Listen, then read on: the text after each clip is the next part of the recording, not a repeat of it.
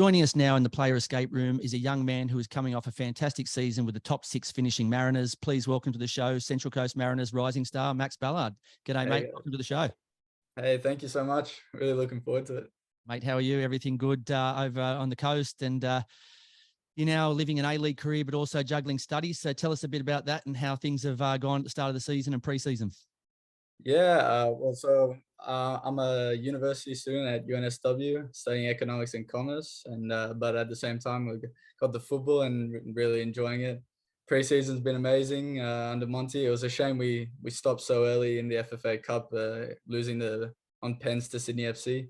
But yeah, pre-season's been amazing. We've had a lot of games with quality oppositions against A-League clubs and really got some good results. And unfortunately, the start of this season hasn't been the one we wanted. We set a standard for ourselves, and unfortunately, we're not hitting it at the moment. But we're really looking forward to the weekend and changing that around. Mate, that's why I'm always banging on about footballers being the premier code in this country. I know there's bigger crowds at some of the other sports, but the footballers here, they're not only good athletes, but they're smart as well. So, you know, obviously doing your studies. Was there someone that pushed you towards studies, mate, or was that something you made on your own, or one of the parents have said, hey, mate, you know, got to make sure there's a career after football? Yeah, so it kind of started, I was in the youth team, and I finished my schooling, and so got into the university and was in the youth team, and then was doing that full time, and then eventually made my step into the A-League. And my parents were like, you've already done 2 years of uni, or it was like maybe a year and a half of uni. Might as well just finish it off and do the full 4 years and keep it full time. And that's what I've been doing. And I've been handling it well. And the people at UNSW, small shout out to Helen Bryson. She's a good person down there who's really helped me out to sort it out between the football and the uni so that it doesn't take up too much of my time. Yeah. Bravo to Helen. And mate, so how long you got left on the degree? If everything goes to plan, I should graduate at the end of this year. So that would be amazing. Yeah, really looking forward to that. Mate, even more impressive is a lot of sports stars around have a bachelor in PS5 or Xbox, or so for you to be studying something you can actually use in life, mate, it's very, very impressive. Don't worry, I still do have a bachelor in PS5 also. So my son will love that. Yeah, he might see if I wants to find out where he can get his bachelor from. But so mate, as we said, the F3 derby unfortunately was 3 points to the wet weather in the opening round. Since then, you've had a draw and a loss. How's the vibe in the squad? Is it still a positive vibe, considering that you've got some players who are also trying to fight, you know, not only to get in the starting lineup and help the Mariners up the table, but also with the World Cup in a few weeks' time? Yeah, Monty's put a great squad together. He's put a lot of competition for places in, and so all the boys are really fighting for their spots and making sure that they grab their opportunity when it comes. And if they do have it already, they make sure they keep it. But the squad, the vibe's doing amazing, still amazing. Like, we still know that we've got the qualities. We've shown it in preseason. It's just now that we need to do it during the season, and we know that we're capable of doing it. But it will only take a bit of time, and then we've worked on a couple of things during the week this week to make sure that we're ready for the weekend. I got my fingers crossed for you, so hopefully we can start bagging some 3 points. And just before we get into 2 new games that I usually I'd say I played these with a guest, but you're a guinea pig because this is the first player escape room we've done for the year. So we'll test those out in a sec, but I've got a couple more for you. So which of the new players has made the biggest impression on the squad? Well, there's been quite a few like new players in the squad, and they've all done really well, really settled in well. I was really impressed by Ruzi during the preseason. Michael Ruse, he's a quality player, hardworking, and he's a very funny guy off the field. He's been great for the squad and making the boys laugh and all that. It's a shame he keeps forgetting the speaker for the change rooms and stuff like that to play some tunes. But apart from that, he's been great for the squad. And even Sammy Silvera scoring goals. Paul's been great. Kalechi, all the boys that have joined the squad this year have been really good, and they all want to win too. Awesome.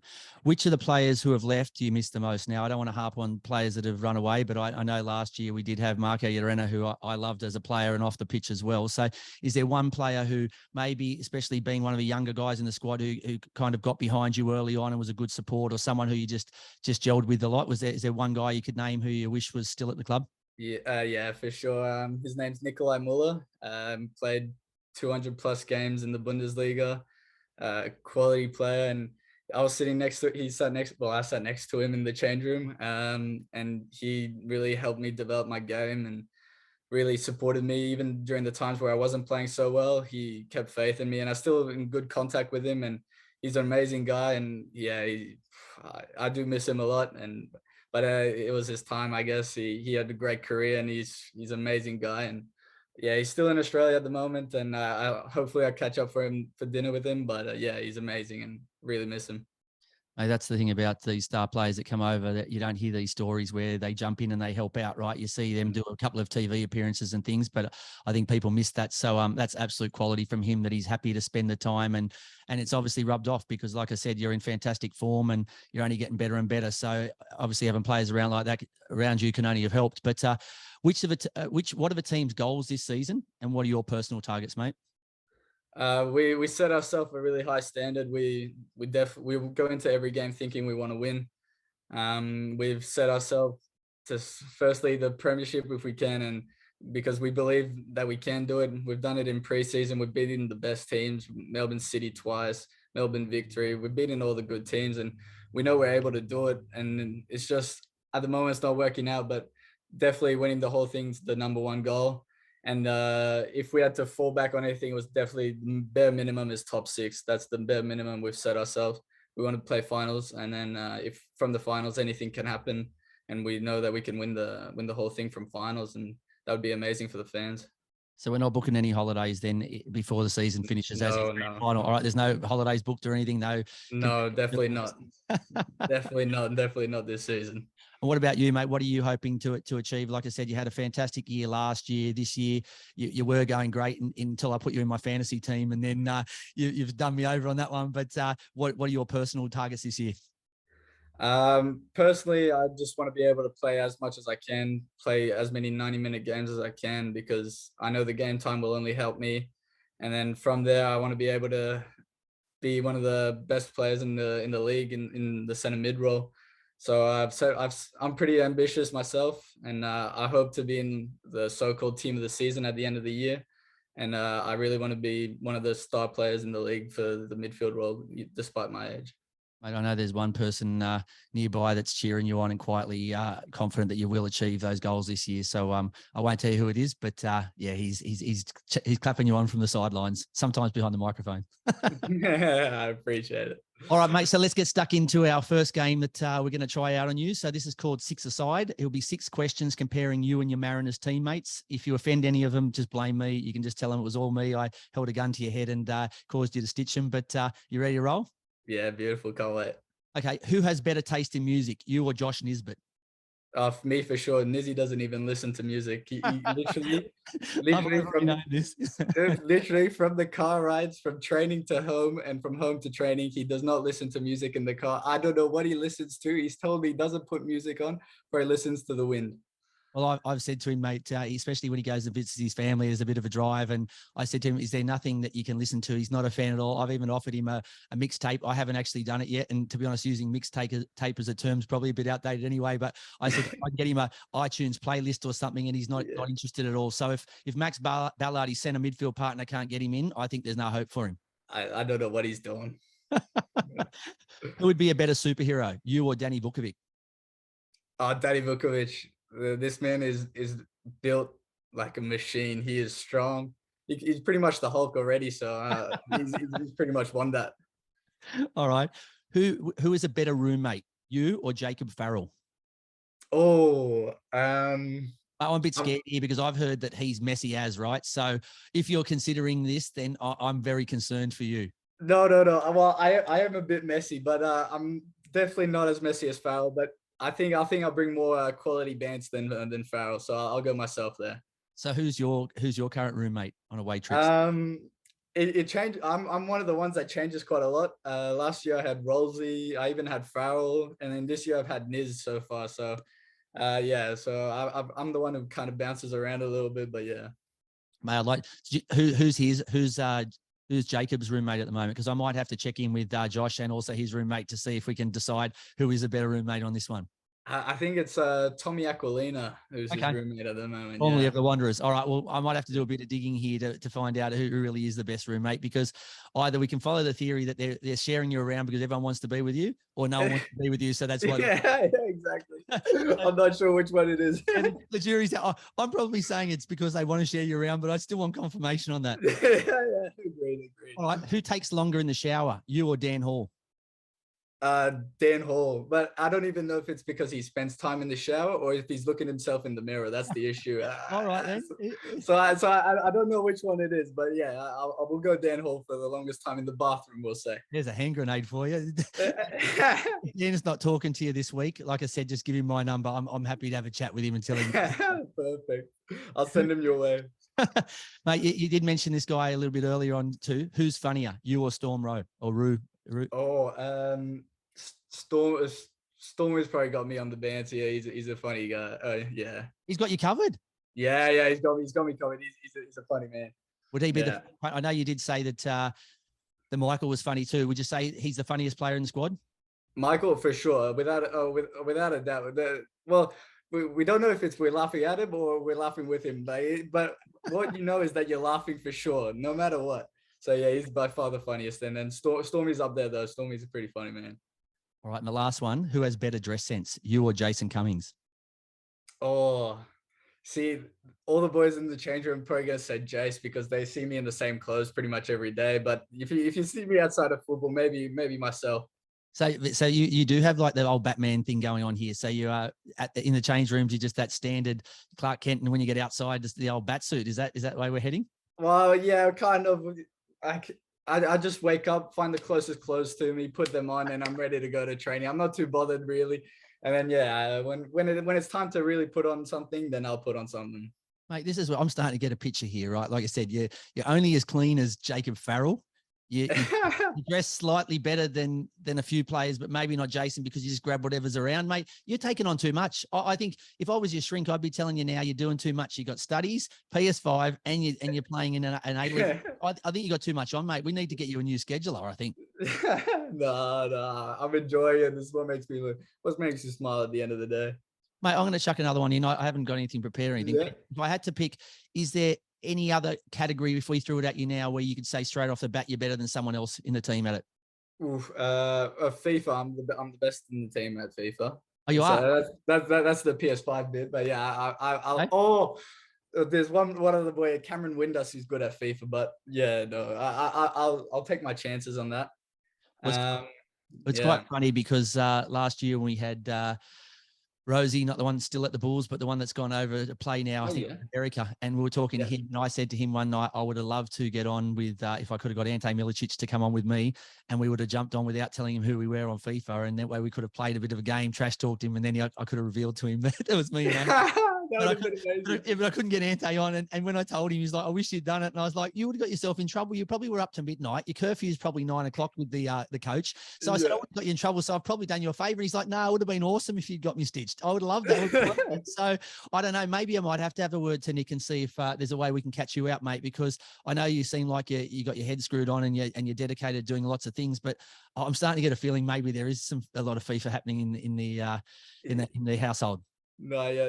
Even Monty had to go. To be fair, we brought the PlayStation along to Wellington one time, and then him and his assistant Sergio got onto the controllers before any of the boys could. And yeah. All right, mate. He's a player at heart, right? Eventually, he's come into coaching, but he was one of the boys, prior to this. So I'm not surprised. It's probably just lit a flame back in him that, when I was playing, same with me, there wasn't PS5s around, there wasn't online gaming, and there might have been a few handheld things, but there's nothing like you guys have today. So you are a bit spoiled. Yeah, for sure. All right, mate, you smashed that one. Like I said, I think at this stage we've maybe got one or two players who are not too impressed with you, but I'm sure being the guy you are that they'll forgive you. You might have to take gifts along to training. We might have to send you a bit of merch or something to smooth things over. 100%. All right, mate. So second game we'd like to play with you is called Two Touch. So I'll give you one of these words or one of these topics, and you just tell me in 2 words what your thoughts are on them. So try not to think about it too much and just fire away what drops into your head. Yeah. You ready to roll? Yeah. Tattoos. Classy. I love them. So you got tats? I don't, but I do enjoy looking at tats, and mainly because of my parents. I don't really have any tats, but yeah. Mate, I faked it once and got one of those wash-on ones, and my dad fell down holding his heart. So I think maybe we're in the same boat here, right? Yeah, exactly right. The parents do everything for us, so I think sometimes there's a couple of wins you have to let them have, right? Exactly, a bit of respect for them too. Who's got the best tat in the team? Is it Jason Cummings? Jace has got some nice ones. Stormy's got some nice ones too. Yeah, the boys, and yeah, they know what they're doing. Mate, I might be able to fudge it with your parents when you move overseas eventually and have a crack over in Europe and tell them it's something that you have to play in the European League. So maybe we can get that across the line. Might get one in a hidden spot somewhere. All right, Nick Montgomery. Confident, hardworking. Okay. Yeah, mate, everyone seems to say the same thing about him. He's all about the players, and I can't honestly say that about all coaches. So I think the Mariners are heading in the right direction and have got the right man at this stage because of the fact that the players know he's about the players. So, yeah, it's fantastic. 100%. Chili. Not a fan. Not a fan. I'll take that. Not a fan. Yeah, not a fan. Spicy food, not you? No, not me. I can't handle it. Yeah. All right. So what about if you have a fantastic noodles or something and it tops it off with that killer chili? I know it just burns your mouth out, but it just adds that nothing. You can't go. Look, I'll probably have it, but you'll need about 5 water bottles ready for me to go. That's about it. All right, mate. So like I said, if I take you out for dinner, I'm just going to make sure we stay off anything spicy. Yeah. Yeah, correct. All right. Matt Simon. Legend. Honest. Okay. You obviously he's hung up the boots this year, and I know, without going too much detail, he had a tough year last year, but I suppose credit to him that he still hung around to try and rub off some of his magic on the players around him. Obviously, You've had a lot to do with him. What's he done for you?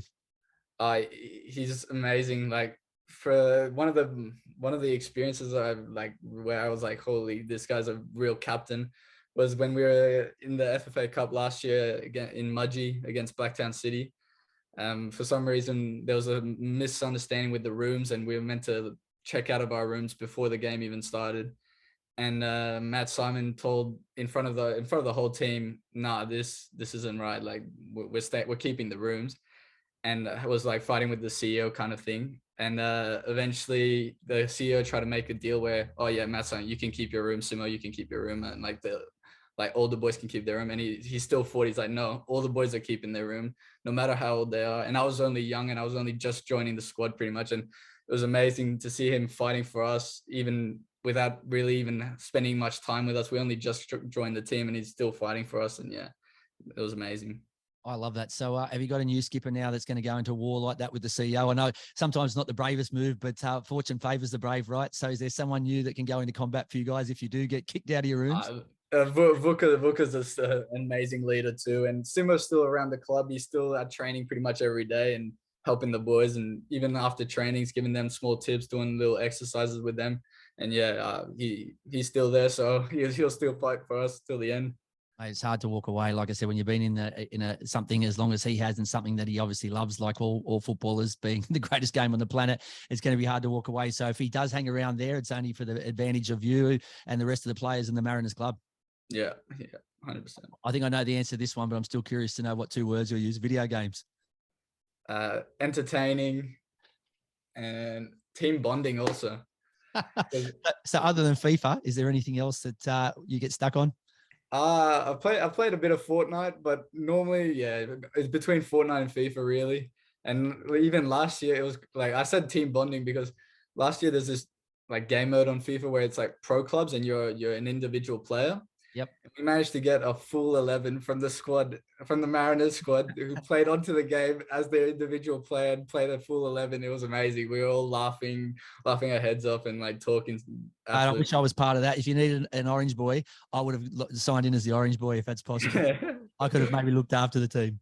It's amazing. Yeah, it's good. What's going to happen next time round? So obviously EA Sports have been given the boot because they want to pay $10 billion or whatever they were asked to pay for by FIFA. Yeah. Where to now? Because they've gone all out right on this one. They've put everything in to show them on the way out, hey, see you later. This is what you're missing. But what's going to happen next? Look, I have no idea at the moment. We'll go where the boys go.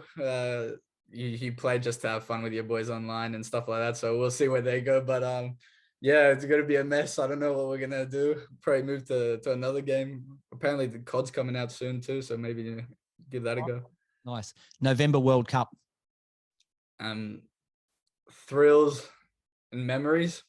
What are your thoughts on it being so now it's so close, right? So it's everyone's excited because it is a World Cup, but taking aside how exciting it is watching there and disappointing that Italy aren't there, but taking all that aside, the Socceroos are still there, fortunately. But taking that, what are your thoughts on it playing at this time of year where it's going to interrupt, obviously, football, the main leagues, and and players have been picking up injuries because usually they've had no football for a month or two, so they can take it easy here. They've been getting pre-season training and that. Do you see it being a success? I still see it being a success. I don't think the World Cup could ever fail. From young age, everyone remembers the first World Cup their countries won, or the memory in the World Cup, or how they qualified for the World Cup, even how we qualified for the World Cup this time.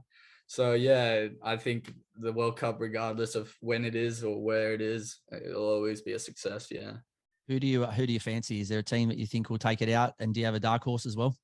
So I'm half French, so I always got to back the French, especially both my parents were born in France, and yeah, so French. And a dark horse, I did have a dark horse, but I'm trying to remember who it is. I've got Germany as my dark horse, even though of course they're kind of favorites. They're not the top favorite to win it. I think they've got a great squad, and yeah, that's my dark horse. I'd love to see Argentina, especially with Messi, take it out. But my dark horse, I reckon one of the Africans, I think because of the weather being so hot, I think some of the teams are going to go, this is not for my liking, this this hot weather when I'm used to being in the colder temperatures. So I don't know.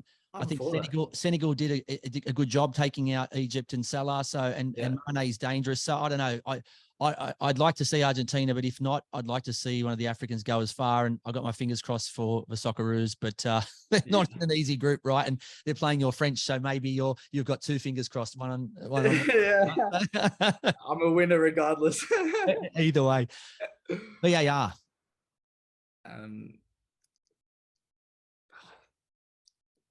I can give you one. Useless. Yeah. I'm not too bothered by VAR at the same time. Yeah. So yeah, it is what it is. No comment is yours. No comment is the perfect answer. No comment is the right answer I was looking for. Thank you, mate. I watched this on the weekend from Ibisaka's red card to the Brisbane Roar ones. Honestly, now there might be a degree you have to go and do to work out what the rules are. If there's a guy standing inside the center circle and there's a guy in the grandstand with a hat on, you got to be within 4 meters. It's hard enough there's guys sitting up in a VAR box that can't even tell if it hits someone's hand or not. Now they're starting to worry about, you got to count how many players, how far away from the wall they are. If there's a guy on the pit, it's like, come on, guys, we don't need it any more difficult. And I don't know, maybe you'd know this being a pro footballer, but is there any other league in the world that's come up with something as stupid as this? I don't think it's a universal rule, is it? Well, like VAR, I think it's like pretty much implemented everywhere now. Yeah, but I'm talking about the one against the Raw where. Oh yeah, the Raw. You have to be 10 meters away from, when there's a wall with 3 defenders, you got to be 10 meters away from the wall or something. And it's like, what the Great Wall of China? What are you talking about? Yeah, I have no idea what's going on. And to be fair, we had refs come in during preseason to tell us like how the rules are set up, and like video footage of the last season and how some of those decisions were wrong or how were they made and stuff like that. And you're still a little bit confused when you come out of it. And so yeah, it's never easy. And yeah, you can't really argue. I try to take a little bit of leaf from the NRL and stuff like that, where whatever the decision's made by the ref, you just go for it and that's it. You don't really argue it too much. There are some decisions, of course, that are so wrong in your opinion that you have to argue. But yeah, at the end of the day, it is what it is. I love it when strikers say to me, it doesn't really bother me. I say, it will when it costs you 10 goals and you don't win Golden Boot this year. Then you'll realize, and say, I hate the VAR. But yeah, look, I don't know. I just think they're making it too difficult, and it's just frustrating for all the players. And, when they sat down with you, there should have been subtitles, as well as it probably looked like one of those Apple programming screens. There would have been little things all over the screen. No one would have understood it, right? You have to be a programmer to understand it, but just make it simple, right? It doesn't need to be that hard. If the ball crosses the line, show me with the line and everything else. If his fingernail's offside or there's a blade of grass in between me and him, shouldn't the advantage go to the attacking team? But anyway, we can save this for another day. Last question for you. Away games. Love them. Okay. Which team do you love? Which away game do you love the most in the A-League? I personally love Adelaide. Well, I'd say you'd say the City of Churches. I had a feeling about that, Yeah. Max. Yeah. It's I love how the stadium's pretty close to the field, and how the crowd like kind of goes up a little bit, and it's pretty tall and stuff like that. And the thing about away days, I love being the underdog as much as I love playing at home, especially at Gosford Stadium with in front of the palm trees and everyone there. The away days when you're the underdog and you're fighting and you can hear the boos of the crowd, even at Wellington when we were there and they're booing you, it's an amazing feeling. I love it. I love the rush. Yeah. You haven't experienced Allianz yet, have you? I know you haven't played this season. No. So do you know when you guys are due to play Sydney at Sydney? I think it'll be after the World Cup if I had to guess. Yeah. Mate, I'll be there. You'll hear the idiot calling out, but I've been there. I went I went to the Big Blue, and it's a fantastic facility, and I think you guys will get a real buzz out of that. But mate, tell me then. So who's your overseas team? So in France, I've got Lyon, which is my from the kind of area I'm from in France, but my parents, and then I've got Barcelona in Spain, and then no one really in the Premier League. So if you have one that you'd like me to support in the Prem, I'm more than happy to consider. I am. If you're happy having no trophies in the cupboard and being bare, you want to be a Spurs fan, you're more than happy, because we have great kits, we have great players, we just don't have anything great to show for it. So the good news is, if you get on now, everyone will say you haven't jumped on the winning team, right? You'll won anything, so you can get on a ground floor, right? Before we start anything, so it doesn't look like you're just jumping on a winning trainer saying, I'm a City fan, I started supporting Manchester City now. Of course. Yeah, no, that does sound pretty good. So leading in from those, so obviously Barca and Lyon, is there a particular ground overseas that it would be on your bucket list for you to play on? Yeah, the Camp Nou for the Barca's home ground. Yeah, when I went there for a tournament, well, not at the stadium, but in Barcelona for a tournament when I was younger, and I went to visit the stadium, and it's just magical, and it's a one that I dream to play at, and hopefully if I keep working hard, I might get the opportunity to one day. So then, that's the goal. Mate, it's inching closer, but I know you're a very busy man. I know you've got a lot on at the moment, but I thank you very much for your time. I wish you all the best with your studies. I wish you all the best in the coming weeks with the Mariners. I'm going to line up a dinner, but make sure it's no chili involved, and like I said, maybe that the table's a bit cleaner than obviously your room is. But once again, mate, absolute pleasure talking with you, and I wish you all the best, and I'll speak to you soon. Thank you so much. This was amazing. Really enjoyed it.